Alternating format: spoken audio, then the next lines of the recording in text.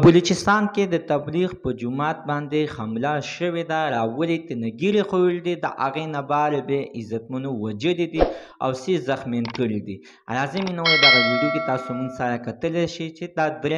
درېیمه ګنټه ده چې دغه لاشونه د سړک د پاسه پراته دي. راځئ مینواله مونږ د دې ویډیو نه مخکې راولې زه تاسو ته دا یادګینه وکړم، تاسو کو چارې زموږ په دې سوپر کلیک چینل کې نوي وئ،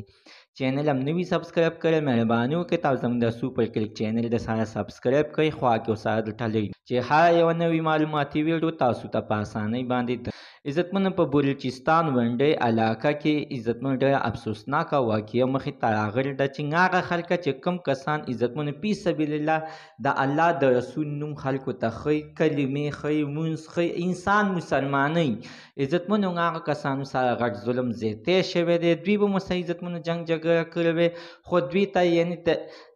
ته یعنې هېڅ اجازت نشته دی، ځکه عزتمنو چې څه ټیم کې چې د مرکز ته ځي نو پهله تا ته دا خبره کوي کو چا د باندې غوزار کوو، کو چا د باندې اثر کوو، چا باندې به غم غرض نه ساتي. نو عزتمنو تبلیغ والا د دکې دپاره عزتمنو بې ضرره خلکه دي، الله تعالی نوم خلکو ته رسوي. کوم ځای کې چې عزتمنو چې دغه تبلیغ والا نه وي هغه ځای عزتمنو مکمل جاهلان وي، مونځ وله نه ورځي، نه یې مونځ ټیک وي، نه وله کریمه ورځي. عزتمنو په بلوچستان کې دغه تبلیغ والا سره غټ ظلم او زیاتی شوی دی، باید چې دغه کسان دې ونیولی شي او دغه کسانو ته د سزا ورکړی شي. د رپورټونو په وینا باندې چې په بلوچستان کې چې کم 10 کسان عزتمنو په جومات کې وو، نو په جومات باندې دغه د کلو خلکه ورغلي دي، ورته ویل چې وځئ،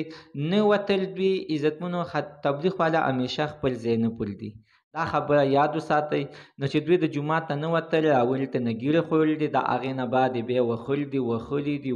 دي. په وښلو کې عزتمنو ویل کېږي چې 6 کسان پکې مړه دي او 4 کسان پکې جوړ دي. زموږ د سره تر ننه معلومات د دې ځای پورې، د نوي معلومات دپاره د سره زموږ د سوپر کلیک چینل د سره سبسکرایب کړئ، خوا کې ورسره د ټلۍ نشان و چې هر یوه نوې معلوماتي ویډیو تاسو ته په اسانۍ باندې در ورسي.